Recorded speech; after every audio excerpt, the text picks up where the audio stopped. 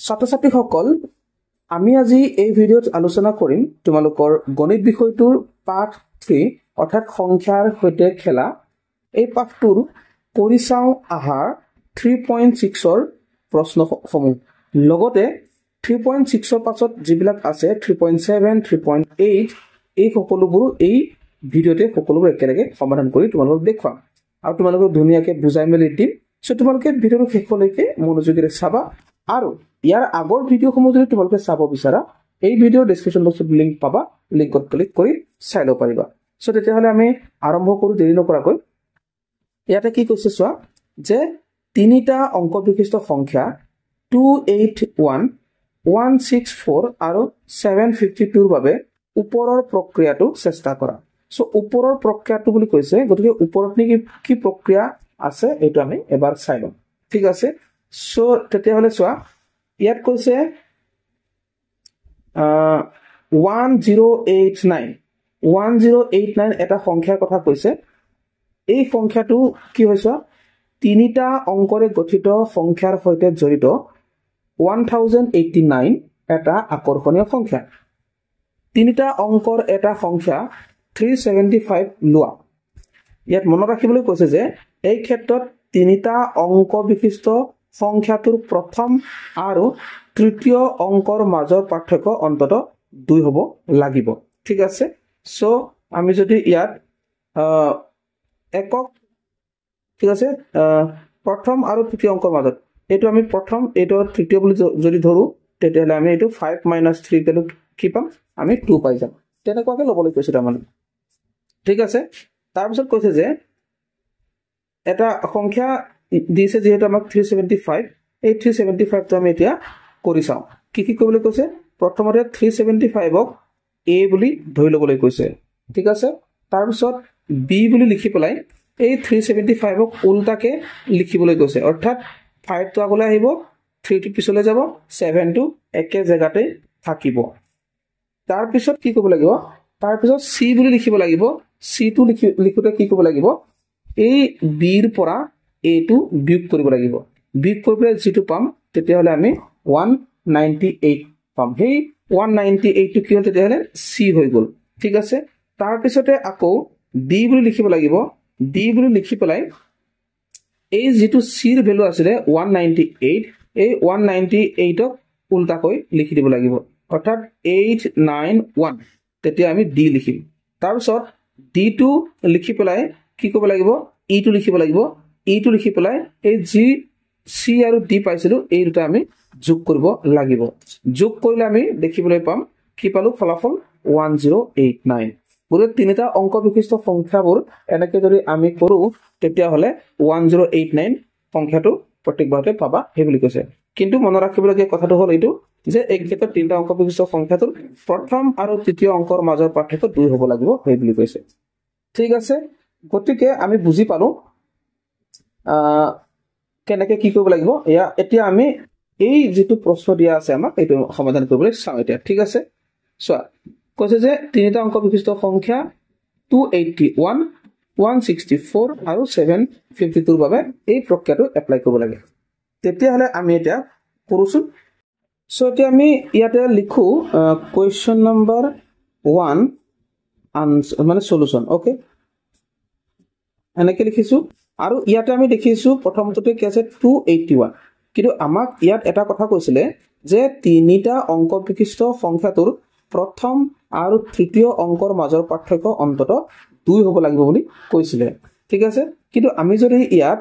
281 টোৰ প্ৰথম আৰু তৃতীয় অংকটোৰ ঠিক আছে পাৰ্থক্য যদি চাও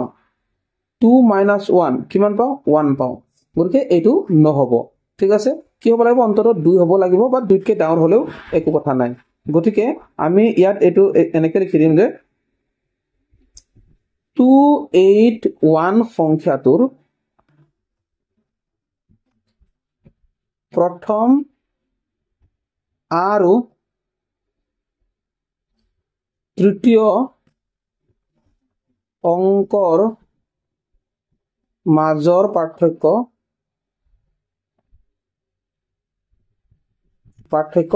1 এই বুলি লিখি দিম ঠিক আছে সেইকাৰণে এটো নহব তাৰ মানে এইটো প্ৰয়োগ কৰিব পৰা নাযাব সো এতিয়া সেইকাৰণে আমি কি লিখিম 164 টো লিখিম সো এতিয়া আমি লিখিম এতিয়া 164 ৰ বাবে এনেকৈ লিখি ললো তাৰপিছত আমি এটা এপ্লাই কৰি যাম প্ৰথমতে কি লিখিব লাগিব a লিখিম a ইকুৱেল টু কি হ'ব a ইকুৱেল টু হ'ব 164 তাৰপিছত b ইকুৱেল টু কি হ'ব এটোকে উল্টা কৰি লিখি দিলে হ'ল 461 ঠিক আছে তাও c ইকুৱেল টু কি হ'ব c ইকুৱেল টু হ'ব এটাৰ মাজৰ বিয়োগফল ঠিক আছে b ৰ পৰা এটো আমি যদি বিয়োগ কৰো কি পাম আমি লিখিম 461 minus 164 তেতিয়ালে আমি কি পাও আমি পাম 297 এই 297 টোকে এতিয়া আমি কি কৰিব লাগিব উল্টা কৰিবলৈ আমি d বুলি লিখিম এটো উল্টা কৰিলে কি হ'ব 792 পাম ঠিক আছে তাৰপিছত ইট কি কৰিম আমি ইট c আৰু d যোগ কৰি দিম ঠিক আছে প্ৰথমতে বিয়োগ কৰিব লাগে তাৰপিছত যোগ কৰিব লাগে সো যদি আমি যোগ কৰো 792 প্লাস 297 তেতিয়াহলে আমি কি পাম তেতিয়া পাম আমি 1089 ঠিক আছে এই জাদু সংখ্যাটো আমি পাই গলো ঠিক আছে সো আমি 164 ৰ ক্ষেত্ৰত লগালো তাৰ পিছতে আমি 752 ৰ ক্ষেত্ৰটো লগাব পাৰো গতিকে এইটো মই মোহাৰি লৈছো তোমালোকে টুকি লবা ঠিক আছে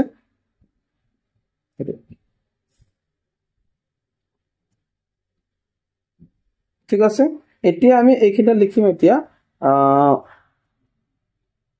এইখিটা লিখিম 752 a equal to 752 লিখিলো তাৰপিছত b equal to কি হ'ব b equal to উল্টাকে লিখিলে হ'ল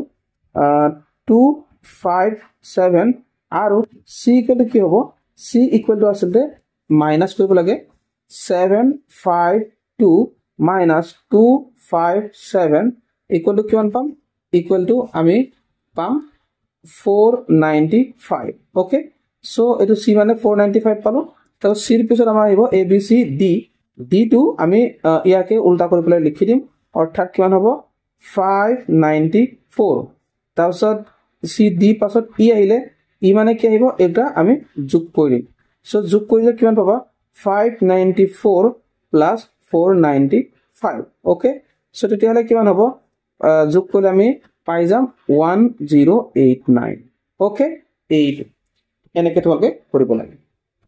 ঠিক আছে গতিকে আমি এই 3.6 ৰ যে কোৱেশ্চন নম্বৰ 1 আছিল এটো ধুনিয়াকৈ আমি সমাধান কৰিলো সো নেক্সট পেজত যদি আহো আমি দেখিবলৈ পাও ইয়াত আৰু তেনেকৈ কোৱেশ্চন নাই হা কিন্তু পৰিচাও আহা সৰি এটো নেক্সট পেজত আহিব লাগিব নেক্সট পেজত আহিলে আমি দেখিবলৈ পাইছো এইটো ঠিক আছে ইয়াত কি আছে চোৱা 3.7 টো আমি কৰিম এতিয়া ধুনিয়াকৈ আমি কৰিম মনোযোগৰে চাবা পৰিচাও আহা 3.7 সো কি কৈছে চোৱা তলৰ 24 ঘণ্টিয়া ঘড়ীৰ সময়বোৰক 12 ঘণ্টাৰ সময়লৈ পৰিৱৰ্তন কৰা ইজি আছে একো চিন্তা কৰিব নালাগে এই জিবিলাক দিয়া আছে এবো 24 ঘণ্টিয়া ঘড়ীৰ হিচাপত দিয়া আছে আমি 12 ঘণ্টিয়া ঘড়ীৰ হিচাপত লিখিব লাগে ঠিক আছে তাৰ কাৰণে আমি এই ওপৰত এখন চাৰ্ট দিয়া আছে মন কৰাচোন তোমালোক এই ওপৰত এখন চাৰ্ট দিয়া আছে ধুনিয়াকৈ হেতলে মন কৰা ইয়াত এইটো আসলে এই ঘৰত জিবিলাক দিয়া আছে এটো 24 ঘণ্টিয়া ঘড়ীৰ হিচাপত দিয়া আছে এইটো আৰু এইটো আমাৰ 12 ঘণ্টিয়া ঘড়ীৰ হিচাপত দিয়া আছে সো ইয়াত 00 বাজিছে তাৰ মানে কেটা পাইছে 12টা am পাইছে মানে এটো ৰাতি 12টাৰ কথা কৈছে অৰ্থাৎ 24 ঘণ্টিয়া ঘড়ীত ৰাতি 12টাৰ পৰা হিচাপটো আৰম্ভ হয় একাৰে 00 ৰাতি 12টাতহে হয় সো ঠিক আছে এইটো হিচাপত এফালে 1 2 মানে 3 4 এনেকৈ গৈ পলাই 1টা 6টা 7টা 9টা এনেকৈ গৈছে এই মতে যেনিবা 23 ঘণ্টা বাজে 23 ঘণ্টাৰ পিছত আমাৰ 23 ঘণ্টা 59 মিনিট বজাৰ পিছতে আকৌ 00 হৈ যায় তাৰমানে 24 ঘণ্টা হৈ যায় ঠিক আছে কিন্তু 24 ঘণ্টা এনেকৈ কেতিয়াও ঘড়ী নাবাজে 23 ঘণ্টা 59 মিনিট বাজিব কিন্তু 24 ঘণ্টা কেতিয়াও নাবাজে 23 ঘণ্টা 59 আৰু এফালে 59 সেকেন্ড এনেকুৱা হ'বগে কিন্তু তোমালোকে ঘড়ীত এইটোকে দেখিব পাৰিবা কিন্তু 24 ঘণ্টা এইটো কেতিয়াও দেখি নপোৱা ওকে সো তেতিয়া হলে আমি তলৰ প্ৰশ্নবিলাকৰ উত্তৰ আমি কৰিবলৈ যত্ন কৰো ইয়াত সব 5 আৰু 10 ঠিক আছে কিমান পাইছে 5টা 10 পাইছে কত 24 ঘণ্টিয়া ঘড়ীত সব 12 ঘণ্টিয়া ঘড়ীত কি হ'ব এটো ওকে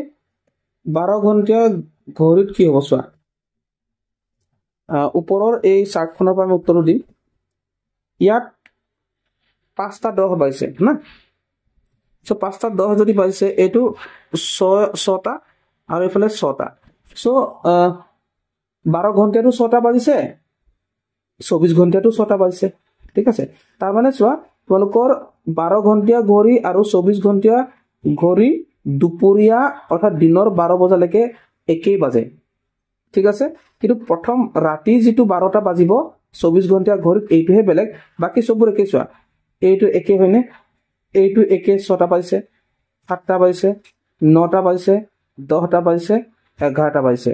এইফালেও 12টা পাইছে কিন্তু তাত AM PM লিখি দিছে হা AM লিখি দিছে ৰাতিপুৱাটো আৰু 24 ঘণ্টাৰ কাৰণে এটো AM PM একো লিখা নাথাকে ঠিক আছে গতিকে আমি যদি চাও ৰাতিপুৱা মানে ৰাতি 12 বজাৰ পৰা দিনৰ 12 বজালৈকে 24 ঘণ্টিয়া ঘড়ীত যেটো বাজে 12 ঘণ্টিয়া ঘড়ীটো হে একেটাই বাজিব তাৰ মানে ইয়াৰ উত্তৰটো কি হ'ব এটো 24 ঘণ্টিয়া ঘড়ীত যদি 5টা 10 বাজে 12 ঘণ্টিয়া ঘড়ীটো 5টা 10 হে বাজিব তাৰ কাৰণে উত্তৰটো কি হ'ব এটা চোৱা ইয়াৰ লিখো আমি কোৱেশ্চন নাম্বাৰ 1 সলিউশন ঠিক আছে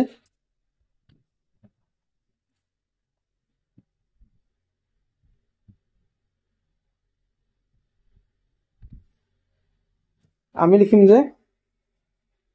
5 এফালে 10 HRS এটো আৱাৰ্স আহিব আমি লিখি যে 12 ঘণ্টিয়া ঘড়ীত বাজিব কিমান 5 10 এটো AM লিখিলেই হল এইটোৱে কথা বেলেগ এইটোৱে বাকি সব কি বেলেগ এইটোৱে হ'ব তাৰ পিছত আকৌ এই যে পিছত দিছে 11:45 ঠিক আছে এইটো যেটো 12টা বজা নাই গতিকে একেই বাজিব কিন্তু AM লগাই দিয়া হৈ গল এখানে লিখিম 11:45 আৱাৰ্স হা 12 ঘণ্টিয়া ঘড়ীত বাজিব কিমান বাজিব 11:45 বাজিব কিন্তু AM হ'ব ঠিক আছে AM হেতু তাছৰা কো এটো 15:40 আছে এটো অকন বেলেগ হ'ব এটা 24 ঘণ্টিয়া ঘড়ীত কেটা পাইছে 15:40 সো 24 ঘণ্টিয়া ঘড়ীত 15টা মানে 12 ঘণ্টিয়া ঘড়ীত কিমান 3টা সো 15টা মানে যদি 3টা হয় 15:40 হলে 3:40 হ'ব সেইকাৰণে আমি এটো লিখি দিম 15:40 হেতু কালাৰটো চেঞ্জ কৰিছো হা 15:40 আৱাৰ্স মানে হল 12 ঘণ্টিয়া ঘড়ীত বাজিব কিমান 3:40 কিন্তু এবাৰ PM হ'ব PM কি হল দুপৰীয়া 12 বজাৰ পিছত ৰাতি 12 বজালৈকে PM লিখিব লাগে হেতু মনত ৰাখিবা ঠিক আছে ৰাতি 12 বজাৰ পৰা দুপৰীয়া 12 বজালৈকে AM হ'ব আৰু দুপৰীয়া 12 বজাৰ পৰা ৰাতি 12 বজালৈকে PM হ'ব ঠিক আছে ঠিক যদি ঠিক মানে দুপৰীয়া ঠিক 12 বজাটো PM লিখিব লাগিব এইটো মনত ৰাখিবা আৰু ৰাতি ঠিক 12 বজাটো AM লিখিব লাগিব ঠিক আছে তাৰ পিছত 18টা কিমান হ'ব 18টা 20 মানে 18টা 20 এফালে 16টা মানে কিমান হৈছে 16টা মানে 4টা পাইছে তেতিয়ালে 17টা মানে কি হ'ব 5টা বাজিব আৰু 18টা মানে কি হ'ব 6টা বাজিব গতিকে 18টা 20 মানে 24 ঘণ্টিয়া ঘড়ী যদি 18টা 20 বাজে 12 ঘণ্টিয়া ঘড়ীত 6টা 20 বাজিব হেকানে আমি লিখি দিম ইয়াতে 18টা 20 আৱাৰ্স হা 12 ঘণ্টিয়া ঘড়ীত বাজিব কিমান 6টা 20 PM ওকে এটো গধূলিৰ কথা কৈছে PM তাৰপিছত আৰু 17টা 45 কি হ'ব 17টা 45 টো হ'ব 5টা 45 এটো তোমালোকে নিজে লিখি লোৱা 5টা 45 PM হ'ব আৰু এটো 22টা হলে কি হ'ব এটো 22টা মানে এফালে 10টা মানে 22টা মানে 10টা ৰাতি 10টা কথা কৈছে গতিকে আমি 22টা 10 মানে 10টা 10 হ'ব 22টা 10 মানে 10টা 10 PM হ'ব এটো হৈ গ'ল এনেকে ঠিক আছে সো তেতিয়াহলে এটো তোমালোকে গৈ ধুনিয়াকে লিখি লোৱা নেক্সট 2 নম্বৰ প্ৰশ্ন কি হৈছে 2 নম্বৰ প্ৰশ্ন কৈছে তলৰ 12 ঘণ্টা ঘড়ীৰ সময়বোৰ 24 ঘণ্টাৰ ঘড়ীৰ সময়লৈ পৰিৱৰ্তন কৰা সো এটো বহুত ইজি আছে সো যদি 12 ঘণ্টা ঘড়ীৰ সময়বোৰ 24 ঘণ্টাৰ ঘড়ীৰ সময়লৈ পৰিৱৰ্তন কৰিবলৈ কয় তেতিয়া হলে যত PM লিখা থাকে না এইবিলাকত 12 যোগ কৰি দিলে হৈ গ'ল যত PM লিখা থাকে তাত 12 যোগ কৰি দিব লাগে আৰু যত AM লিখা থাকে তাত একো যোগ কৰিব নালাগে একেটাই হ'ব তাৰ মানে ঠিক আছে 24 ঘণ্টা ঘড়ীত একেটাই হ'ব AM যদি লিখা থাকে আৰু যদি PM লিখা থাকে 12 যোগ কৰি দিব লাগে তেতিয়া হলে আমি কৰো কামটো ইজি আছে না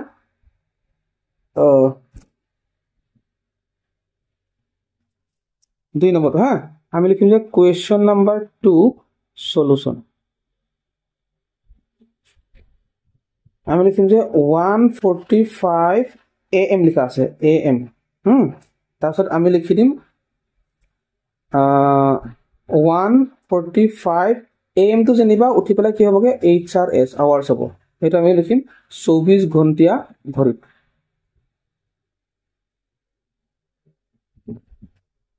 24 ঘণ্টা ঘড়ীত এই লিখি দিম ওকে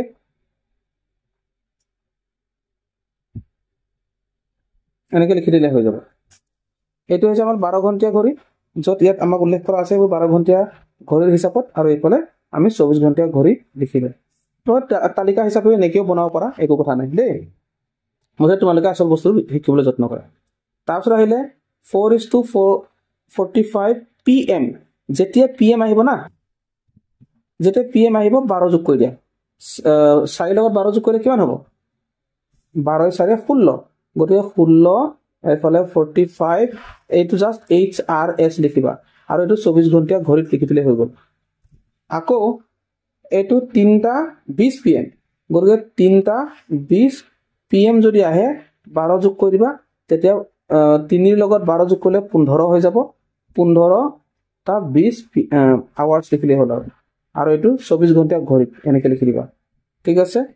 12 কত যোগ কৰা কথা কৈ আছে এটো মনত ৰাখিবা 12 আমি আগত যোগ কৰিব লাগিব এটো ইয়াত 4 যোগ কৰিব লাগিব ইয়াত 3 যোগ কৰিব লাগিব ইয়াত 9 যোগ কৰিব লাগিব যদিহে PM লিখা থাকে ওকে কৈ দিলে হৈ যাব আমি ইয়া লিখিম 9:35 PM লিখা আছে যেতিয়া আমি 12 যোগ কৰি দিম কিমান হ'বগে 9 12 21 হৈ যাব 21:35 এটো HRS লিখিলে হ'ল আৰু এফালে 24 ঘণ্টা ঘড়ী ওকে এনেকে তোমালোকে ধুনিয়াকে কৰিব পাৰিবা সো নেক্সট আহিলে এতিয়া তোমালোকে ধুনিয়াকে টুকি লোৱা বুজিব পাৰিছা যদি বুজিব পাৰিছা ভাল পাইছা লাইক কৰা ওকে নেক্সট এটো চোৱা 12 ঘণ্টা ঘড়ী আৰু 24 ঘণ্টা ঘড়ীৰ কেইটামান সময় লিখা যিয়ে পেলিন্দ্ৰম আৰ্হি অনুসৰণ কৰে সো পেলিন্দ্ৰম আৰ্হি মানে কি আছিল পেলিন্দ্ৰম আৰ্হি মানে এনেকুৱা আছিল যিবিলাক সংখ্যা ঠিক আছে যেনে আমি 2112 যিবিলাক এনেকুৱা সংখ্যা উল্টাকে লিখিলেও একেটাই পাম এটো সিধাকে লিখিলে যি 2112 পাইছো উল্টাকে লিখিলেও আমি কি পাম 2112 এ পাম ঠিক আছে ঠিক তেনেকৈ 3443 গতিকে ইয়াৰ যদি পেলিন্দ্ৰম মানে সংখ্যা যদি হয় তেতিয়াহলে এটো উল্টা কৰি দিম ঠিক আছে এফালে 3 টো আগলৈ আহিব তাৰপিছত 4 এটো 4 তাৰপিছত এটো 4 তাৰপিছত এটো 3 কিন্তু যেটো লিখা আছিল এটো উল্টাকে লিখিতেও একেটাই পাইছো তেনেকুৱা সংখ্যাবিলাকক কি বুলি কোৱা হৈছিল পেলিন্দ্ৰমিক সংখ্যা বুলি কোৱা হৈছিল এটা আগৰ ভিডিঅ'ত তোমালোকক কৈ দিছিলো ধুনিয়াকৈ ঠিক আছে সো তেতিয়াহলে এনেকুৱা কেইটামান লিখিবলৈ কৈছে আমি ইয়াতে লিখো 12 ঘণ্টা আৰু 24 ঘণ্টা ঘড়ীত মানে পেলিন্দ্ৰমিক সংখ্যা সংখ্যাৰ আৰ্হি অনুসৰণ কৰা সংখ্যা লিখি দিম ঠিক আছে ইয়াৰ সলিউশনটো কেনেকুৱা হ'ব আমি লিখিম যে কোৱেশ্চন নাম্বাৰ 3 সলিউশন ওকে উত্তৰ কি হ'ব এতিয়া আমি 8 লিখো 12:21 এইটো আমি 12 ঘণ্টা হিচাপত লিখিছো এই কাৰণে এইটো PM হ'ব তাৰপিছত আৰু এটা লিখো 14:41 ওকে এইটো আমি HRS লিখিছো কাৰণ এইটো 24 ঘণ্টা ঘড়ীৰ হিচাপত লিখিছো আকৌ C লিখিছো 15:51 HRS এইটো 24 ঘণ্টা ঘড়ীৰ হিচাপত লিখিছো আৰু D লিখিছো 16:61 ঠিক আছে আসলে 16:61 টো নহব আমি জানিবা আমি কি লিখিব পাৰো 13:31 HRS এনেকে লিখিব পাৰো ঠিক আছে এইকেইটা হল তাৰ পিছতে তোমালোকৰ নেক্সট প্ৰশ্নত কি আছে চাই লোৱা এইটো আছে নেক্সট প্ৰশ্ন কৈছে যে 24 ঘণ্টা ঘড়ীৰ আটাইতকৈ সৰু আৰু আটাইতকৈ ডাঙৰ পেলেণ্ড্ৰমিক সংখ্যা গঠন কৰিব পৰা সময়কেইটা লিখা ঠিক আছে আটাইতকৈ সৰুটো কি হ'ব আৰু আটাইতকৈ ডাঙৰটো কি হ'ব চাই লোৱা আমি লিখি দিম আটাইতকৈ সৰু কোৱেশ্চন নাম্বাৰ আমি লিখিম সৰি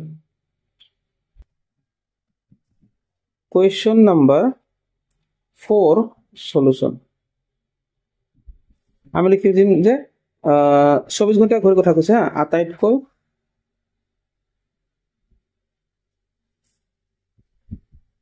সৰু কি হ'ব 00:00 মানে ৰাতি 12 বজাৰ কথা 12 ঘণ্টা ঘড়ী হিচাপত ইয়াত আমি HRS লিখি দিব লাগিব তেতিয়া 24 ঘণ্টা বুজাব এইটো হৈছে আটাইতকৈ সৰু আৰু আটাইতকৈ ডাঙৰ আখৰবোৰ চিনি পাবলৈ টান পাইছে চাগে ঠিক আছে ভালকে মন দিছা ডাঙৰ কি হ'ব তেতিয়াহ'লে ডাঙৰ হ'ব 23:32 আৱাৰ্ছ ওকে এইটো হ'ব ঠিক আছে তাৰপৰা 5 নম্বৰ কৈছে এনে কিছুমান সময় লিখা যিবিলাক 24 ঘণ্টা ঘড়ীৰ পৰা 12 ঘণ্টা ঘড়ীৰ সময়লৈ পৰিৱৰ্তন কৰিলে পেলেণ্ড্ৰমিক সংখ্যা গঠন কৰে ঠিক আছে আমি এতিয়া লিখিছো question number 5 solution okay question number 5 solution তেতিয়া হলে ইয়াৰ উত্তৰটো কি হ'ব ঠিক আছে ইয়াতে লিখিছো A 24 ঘণ্টা ঘড়ীত যদি আমি 24 ঘণ্টা সময় ওকে 24 ঘণ্টা ঘড়ীৰ সময় 24 ঘণ্টা ঘড়ীৰ সময় কি পালো আমি যেনিবা 22:01 পালো ঠিক আছে HRS তেতিয়া হলে 12 ঘণ্টা ঘড়ীৰ সময় কি হ'ব তেতিয়া হ'ব 10:01 এইটো হ'ব PM এইটো একেটা সময় বুজাইছ না ঠিক আছে সেইটো কথা আকৌ আমি আৰু এটা যদি চাওঁ 24 ঘণ্টা ঘড়ীৰ সময় 24 ঘণ্টা ঘড়ীৰ সময় যদি 23:11 হয় HRS তেতিয়া 12 ঘণ্টা ঘড়ীৰ সময় হয় 11:11 এটো PM হ'ব ওকে এইটো আশা কৰিছো তোমালোকে ভাল পাইছা বুলি সো আমি মানে শেষ কৰা নাই আৰু কৰিম নেক্সট নেক্সট কি আহিলে চোৱা নেক্সট আহিলে 3 পইণ্ট আমি এটা কি কৰিছিলো 3.7 কৰি আছিলো সেটা 3.8 যাম এতিয়া 3.8 সো ওকে 3.8 ত কি আছে চাই লোৱা এইটো আছে 3.8 ত কৈছে কি কালাচ কনজাংচাৰৰ ওপৰত ভিত্তি কৰি 18 25 31 42 আৰু এশ সংখ্যা কেইটাৰ কাৰণে এটা আকৃতি গঠন কৰা এতিয়া তোমালোকে কালাচ কনজাংচাৰ কি বস্তু এটো এবাৰ চাব লাগিব ঠিক আছে মই বুজাই দিছো তোমালোকক কালাচ কনজাংচাৰনো কি বস্তু সো ইয়াতে লিখা আছে কালাচ কনজাংচাৰ কি হয় সো কালাচৰ কনজাংচাৰ কৈছে জাৰ্মান গণিতজ্ঞ লুথাৰ কালাচে 1937 চনত এটা কনজাংচাৰ প্ৰস্তাৱ কৰিছিল কনজাংচাৰটোৰ নিয়মাৱলীবোৰ এনেকুৱা ধৰণৰ প্ৰথমতে কৈছে যে সংখ্যা এটা লোৱা আৰু তাৰ পাছত তলত দিয়া ধৰণে কৰি যোৱা কি কৰিব লাগিব যিকোনো এটা সংখ্যা ললো সংখ্যাটো যদি যুগ্ম হয় ইয়াক 2 ৰে হৰণ কৰিব লাগে ঠিক আছে আৰু সংখ্যাটো যদি অযুগ্ম হয় তেতিয়াহলে ইয়াক 3 গুণ কৰি 1 যোগ কৰিব লাগে ঠিক আছে আকৌ কৈছে যে ওপৰৰ প্ৰক্ৰিয়াটো 1 নোপোৱালৈকে অব্যাহত ৰাখা ঠিক আছে গতিকে এটা এক্সাম্পল দিছে এটো 13 টো সো 13 টোৰ কথা যদি চাও 13 টো এটা যুগ্ম না অযুগ্ম 13 টো হল অযুগ্ম যদি অযুগ্ম হয় কি কৰিবলৈ কৈছিলে যদি অযুগ্ম হয় তেতিয়া ইয়াক 3 গুণ কৰিবলৈ কৈছে আৰু লগত 1 যোগ কৰিবলৈ কৈছে গতিকে ইয়াক যদি আমি 3 গুণ কৰো 3 13 39 হ'ব আৰু লগতে 1 যোগ কৰি দিলে আমি 40 পাই যাম আৰু এটা কি সংখ্যা পালো আমি এটা যুগ্ম সংখ্যা পালো 40 মানে যুগ্ম সংখ্যা যদি পোৱা তেতিয়া কি কৰিবলৈ কৈছে 2 ৰে হৰণ কৰিবলৈ কৈছে 2 ৰে হৰণ কৰিলে কি পাম 20 পাম ওকে সো আকৌ কি পালো 20 টো যুগ্ম সংখ্যাই পালো সেইকাৰণে কি কৰিম আকৌ 2 ৰে হৰণ কৰি দিম 10 পাম আকৌ যুগ্মই পালো সেইকাৰণে 2 ৰে হৰণ কৰি দিম 5 পালো এটা 5 টো কি হ'ব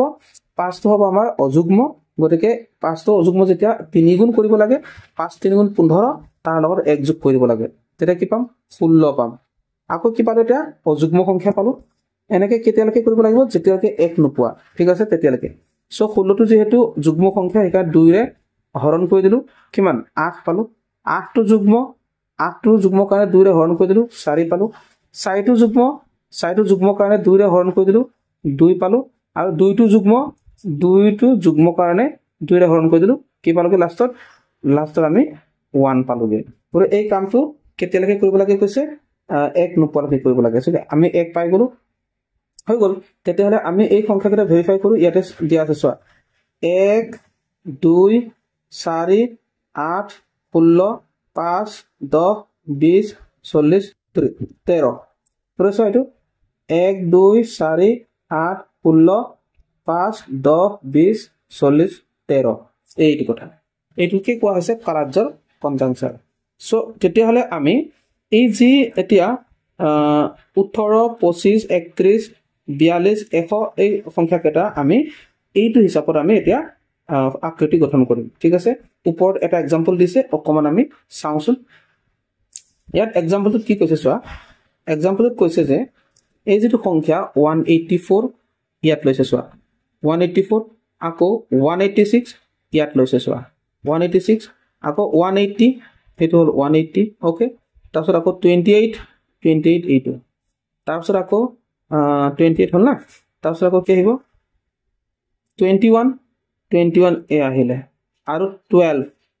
এই সংখ্যা কেইটা লৈ পেলাই কালাজ্জৰ কনজাংচাৰটো লৈ এটা আকৃতি গঠন কৰিছে আকৃতিটো এনেকুৱা ধৰণৰ হৈছে আৰু ইয়াৰ পৰা যিবিলাক সংখ্যা এইটো হল এইটো পোৱা গ'ল তাৰমানে ঠিক আছে গতিকে তেতিয়াহলে আমি এটা প্ৰশ্নটো আমি কৰিব পাৰো ঠিক আছে আমাৰ যেটো প্ৰশ্ন দিয়া আছে কালাজ্জৰ কনজাংচাৰ লৈ পেলাই যেটো কৰিবলৈ গৈছে এইটো আমি ধুনিয়াকৈ কৰিব পাৰো ঠিক আছে সো তাক কৰিবৰ কাৰণে আমি পেজ এটা লৈ লৈছো তাৰ আগতে আমি নাম্বাৰ কেইটা মান ৰাখিব লাগিব 18 25 31 42 আৰু 100 ঠিক আছে সো এখিনতে ল ওকে সো তেতিয়া হলে আমি এখিনতে যদি চাও একেবাৰে ওপৰত লম আমি 100 টো এইটো হল আমাৰ 100 ওকে তাৰ পিছতে আমি লব পাৰো 100 টো প্ৰথমতে এইটো এখিনতে ললো এখিন লৈ পেলাই চাও এতিয়া চোৱা 100 টো আমি কি কৰো যুগ্ম চালো প্ৰথম 100 টো পৰা কৰিছো হা যুগ্ম চালো যুগ্ম হয় গতিকে আধা কৰি দিব লাগে কিমান পাবা 50 পাবা এইটো এটা কি হয় যুগ্ম হলে এয়া 25 হ'ব গতিকে আধা কৰি দিলো ঠিক আছে তেতিয়াহলে আমি এইখিনি আমাৰ 25 এটা আছে চোৱা এই 25 টো এইখিনতে আমি আৰম্ভ কৰিব পাৰো কাৰণ এই 25 টো গৈ ইমান মানত এনেকে লক খাই যাব ঠিক আছে সেইকাৰণে আমি 25 টো তাৰ পৰা আৰম্ভ কৰিব পাৰো তেতিয়াহলে 25 টো এতিয়া কি হয় অযুগ্ম হলে কি কৰিব লাগে 3 গুণ কৰি পেলাই 1 যোগ কৰিব লাগে অৰ্থাৎ 25 ৰ লগত 3 পূৰণ কৰিব লাগে আৰু যেটো পাবা তাৰ লগত 1 যোগ কৰি দিব লাগে সো 25 ৰ লগত 3 পূৰণ কৰিলে কিমান পাবা 3 25 75 পাবা আৰু 1 যোগ কৰিলে আমি 76 অৰ্থাৎ 76 পাম গতিকে এখিনতে আমি 76 বহুৱাব লাগিব ঠিক আছে সো এইখিনিতে তেতিয়াহ'লে 76 বহুৱাইছোঁ তাৰপিছত 76টো যেহেতু যুগ্ম হয় তাক আধা কৰি দিম কিমান পাবা 38 পাবা আৰু 38 টো যুগ্ম হয় গতিকে কিমান হ'ব 32 যুগ্ম যেতিয়া আধা কৰি দিম 19 পাবা আকৌ 19 টো কি হয় 19 টো হয় 19 টো কি হয় 19 টো অযুগ্ম গতিকে 3 গুণ কৰিলে 3 19 57 হ'ব আৰু লগত 1 যোগ কৰি দিব লাগে 58 হ'বগে ঠিক আছে সো তেতিয়াহ'লে আমি পশ্চৰ পৰা যদি আমি আৰম্ভ কৰিছিলো ইয়াতো আমি এটো লগা কৰি যাওঁচোন কত লাগিবগে আমি চাও পশ্চৰ পিছত আমাৰ আছে 76 গতিকে ইয়াত আমি জাস্ট এটো লিখি দিলে হয় 76 তাৰপিছত কি আছে 38 তাৰপিছত কি আছে 19 19 পিছত কি আছে 58 ইয়াত আমি জাস্ট লগাই দিলো এইটো তাৰপিছত আমি এনেকে লম ওকে তাৰ পিছতে 58 যেহেতু যুগ্ম হয় ইয়াক আমি আধা কৰিম আধা কৰিলে আমি পাম 29 আকৌ 29 টো অযুগ্ম ইয়াক 3 গুণ কৰি পেলাই 1 যোগ কৰিব লাগে সো তেতিয়াহলে কিমান পাম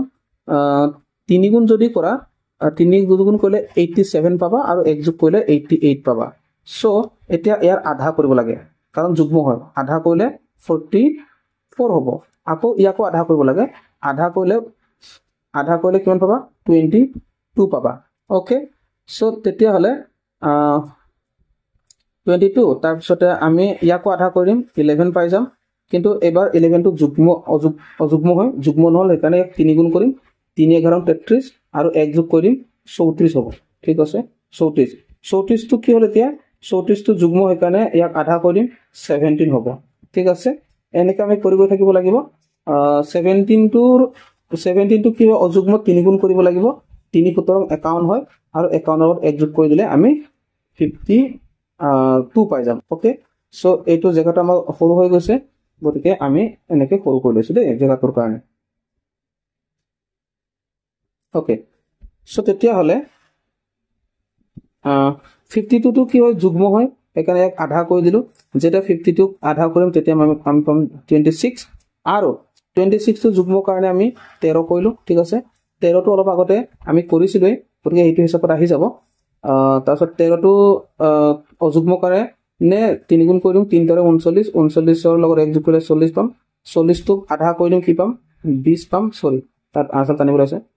আধা কৰিলে 20 পাম 20 টো যুগ্ম আধা কৰি দিম 10 পাম 10 টো যুগ্ম আধা কৰি দিম 5 পাম 5 টো কিন্তু অযুগ্ম হয় 3 গুণ কৰি দিম 5 3 15 আৰু লগত 1 যোগ কৰি দিলে 16 পাম আকৌ 16 টো যুগ্ম কাৰণে কি হ'ব 16 টো যুগ্ম কাৰণে আধা হৈ যাব অৰ্থাৎ 8 পাম 8 টো যুগ্ম আধা কৰিলে 4 পাম 4 টো যুগ্ম আধা কৰিলে 2 পাম আৰু 2 টো যুগ্ম আধা কৰিলে আমি 1 পাই যাম ঠিক আছে সো সংখ্যা কেটা এনেকুৱা হৈছে কোন সৰু সৰু হৈ গৈছে ওকে উপায় নাই এটো দীঘলকে কৰিবই লাগিব সো এইখিনতে অকমান ঠিক আছে এটো কি আছিল আমাৰ এটো 4 তাৰপিছত আহিলে 2 তাৰপিছত আহিলে 1 ঠিক আছে একেবাৰে প্ৰথমে 1 আহিলে কিন্তু এতিয়া আমি কি সংখ্যা ললো জাস্ট f আৰু 25 টো ললো আৰু আমাৰ লবলৈ আছে ইয়াতে আমি লগ লগাই দিলে হৈ গল ঠিক আছে সো এতিয়া আমি যদি চাও 18 টো কৰিলে কি হ'ব 18 টো যদি কৰো আমি 18 টো আমি একেটা যদি আৰম্ভ কৰি দিও 18 আধা কৰিলো কাৰণ যুগ্ম হয় 9 হ'ব অযুগ্ম কাৰণে 9 3 27 1 যোগ কৰি দিলো 28 হৈ গল 28 ক আমি কি কৰিম আধা কৰিম ঠিক আছে 28 ক আমি আধা কৰি দিম আধা কৰি দিলে কিমান হ'ব 14 হ'ব ঠিক আছে 14 ক আধা কৰিলে কিমান হ'ব 7 হ'ব 7 ক যদি 3 গুণ কৰা 7 3 গুণ 21 হ'ব ঠিক আছে 7 3 21 আৰু 22 হ'ব অৰ্থাৎ এই 22 টো লগ খাই যাব এটো ঠিক আছে এই 22 টো লগ খাই যাব আৰু 22 কত নাই এটো আমি এনেকে লগ খাই দিম সো এটো কেনেকে লিখিবা এটো আমি ধুনিয়াকে লিখিম এইফালে হল ওকে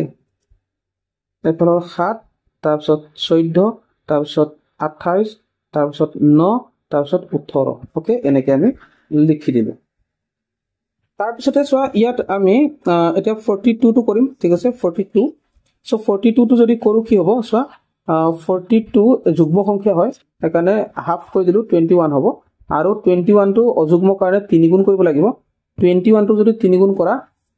আৰু লগত কি কৰিব লাগিব 1 ৰা যোগ কৰিব লাগিব এটা 21 টো 3 গুণ কৰিলে 63 হ'ব আৰু 1 যোগ কৰিলে 64 হ'ব আৰু 64 টো যুগ্ম কাৰণে হাফ কৰিম কিমান হ'ব 32 আৰু 32 টো হাফ কৰিলে আমি 16 পাই যাম 16 को হাফ কৰিলে আমি 8 পাম 8 को হাফ কৰিলে 4 পাম 4 को হাফ কৰিলে আমি 2 পাম অৰ্থাৎ আমি এইখিনতে আমি লগাই দিও এইটো 16 দেখি না এই 16 টোত আমি লগাই দিলে হৈ গল গতিকে এই 8 কেটা আমি কৰিব নালাগে সো ইয়াত আমি 16 ত জাস্ট লগাই দিও হা 16 আমি লগাই দিম কব লগাম সো এইটো এই 16 আমি লগাই দিম 32 এফালে 64 এফালে 21 এফালে 42 ঠিক আছে এনেকে তোমালকে এনেকে কৰিব পাৰা ওকে সো এইটো আছিল ক্লাচ কনজাংশন গতিকে তোমালকে এইটো এনেকে কৰিব লাগে বুজিব পাৰিলা ঠিক আছে সো নেক্সট যদি যাও নেক্সট আহিলে আমি দেখিবলৈ পাও ইয়াত কি আছে নেক্সট আমি 3.9 কৰি দিছো 3.9 3.9 ত কি কৈছে 3.9 ত কৈছে তলত দিয়াবোৰ অনুমান কৰিবলৈ চেষ্টা কৰা ঠিক আছে এইটো তোমালকে পাৰিবা এইটো একো ইমান ডাঙৰ কথা নহয় অনুমান কৰিবলৈহে চেষ্টা কৰিবলৈ কৈছে সো তোমালোকৰ বিদ্যালয়ৰ মুঠ শিক্ষাৰ্থীৰ সংখ্যা তোমালোকৰ বিদ্যালয়ৰ মুঠ শিক্ষাৰ্থী কিমান ছাত্ৰ ছাত্ৰী কিমান বিদ্যালয় তোমালোকৰ শ্ৰেণীত নহয় তোমালোকৰ গোটেই বিদ্যালয়ত ধৰি লোৱা 250 ঠিক আছে তেনেকুৱা মান হ'ব পাৰে অনুমান কৰি ক'বলৈ কৈছে ঠিক আছে বিদ্যালয় আৰু তোমালোকৰ ঘৰৰ মাজৰ দূৰত্ব অৰ্থাৎ তোমালোকৰ ঘৰৰ পৰা বিদ্যালয়লৈ কিমান দূৰ হয়তো 5 কিলোমিটাৰ হ'ব পাৰে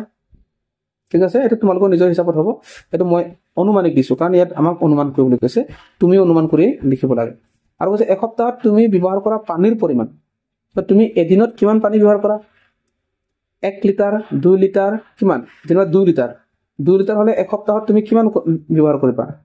2 লিটাৰ হলে এক সপ্তাহত 7 পূৰণ কৰিব লাগিব 2 আৰু 14 লিটাৰ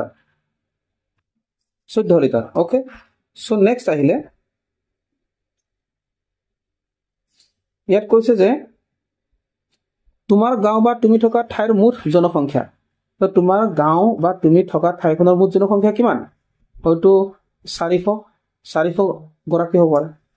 হয় না 400 জন হ'ব পাৰে না আৰু তোমাৰ বিদ্যালয়ৰ খেল পথাৰৰ দৈৰ্ঘ্য তোমালোকৰ বিদ্যালয়ত খেল পথাৰ যদি আছে দৈৰ্ঘ্য কিমান হয়তো কিমান হ'ব পাৰে 120 মিটাৰ ফৰ এক্সাম্পল আৰু এনে অনুমান কৰি কৈছো 120 মিটাৰ ওকে ডাঙৰো হ'ব তাতকে আকৌ কৈছে এটা অকন প্ৰশ্ন টাইপ হা মানে এটো কৰিব লাগিব এটো মন দি শুনা তোমালকে ওকে হিমাই 1 কিলোগ্ৰাম আপেল আৰু 2 কিলোগ্ৰাম কমলা কিনিব বিচাৰিলে তেও 200 টকা খৰচ হ'ব বুলি অনুমান কৰিলে তুমি তেওঁৰ কথাত একমত নে কিয় হয় বা কিয় নহয় কথাটো হ'ল কি হিমাই 1 কিলোগ্ৰাম আপেল আৰু 2 কিলোগ্ৰাম কমলা কিনিব বিচাৰিলে আৰু তেওঁৰ হাতত 200 টকাহে আছে কিন্তু 200 টকাত বাৰু আপেল 1 কেজি আৰু 2 কিলোগ্ৰাম কমলা কিনিব পৰা যাবনে নাযায় কাৰণ কেলে 1 কিলোগ্ৰাম আপেলৰ দামে 200 টকাৰ ওপৰত কেতিয়াবা 200 টকা হয় বা 180 টকা হয় 200 টকা 220 টকা 260 টকা হৈ থাকে গতিকে 1 কিলোগ্ৰাম আপেলৰ দাম হে এয়া 200 টকাটো মাত্ৰ এটো সদায় নাপাও গৰে 2 কিলোগ্ৰাম কমলা আৰু কিনিবলৈ পইচা নহব গতিকে হেকাৰণে ক'ব পাৰিম যে তুমি তেওঁৰ কথা মতে একমত নে তুমি যদি ক'ব লাগিব যে মই একমত নহয় কিয় নহয় ঠিক আছে কিয় নহয় কাৰণ 1 কিলোগ্ৰাম আপেলৰ দামে 200 টকা গতিকে 2 কিলোগ্ৰাম কমলা লগত কিনিবলৈ আৰু পইচা লাগিব ঠিক আছে সো নেক্সট আহিলে তেতিয়া হলে কৈছে ষষ্ঠ শ্ৰেণীৰ ছাত্ৰ ৰুচনে 10 মিনিটত ফুটবল খেল পথাৰৰ চাৰিফালে 1 কিলোমিটাৰ দৌৰিব পাৰিব বুলি অনুমান কৰিলে ঠিক আছে যে তোমালোকৰ ষষ্ঠ শ্ৰেণীৰ ছাত্ৰ এজনৰ নাম দিছে ৰুচনে 10 মিনিটত ফুটবল খেল পথাৰৰ চাৰিফালে 1 কিলোমিটাৰ দৌৰিব পাৰিব বুলি অনুমান কৰিলে ঠিক আছে তেওঁৰ কথাত তুমি একমত নে আৰু তোমাৰ উত্তৰৰ শুদ্ধতা বিচাৰ কৰা ঠিক আছে সো 10 মিনিটত 1 কিলোমিটাৰ দৌৰিব পাৰিব নে নাই ঠিক আছে তাৰ বয়সও তোমালোকৰ নিচিনা সমান বয়স গতিকে যদি প্ৰেক্টিস থাকে কিটো পাৰিব হেতু কো পাৰি তোমাৰ উত্তৰৰ শুদ্ধতা বিচাৰ কৰা ঠিক আছে এটো কৰিব পৰা যায় সম্ভৱ হয় হে বুলি কলে হল ঠিক আছে এটো কৰিব পাৰি 10 মিনিটত 1 কিলোমিটাৰ দৌৰিব পৰা যাব ঠিক আছে যদি প্ৰেক্টিস থাকে পাৰিব যদি প্ৰেক্টিস নাথাকে তেতিয়া নোৱাৰে কিন্তু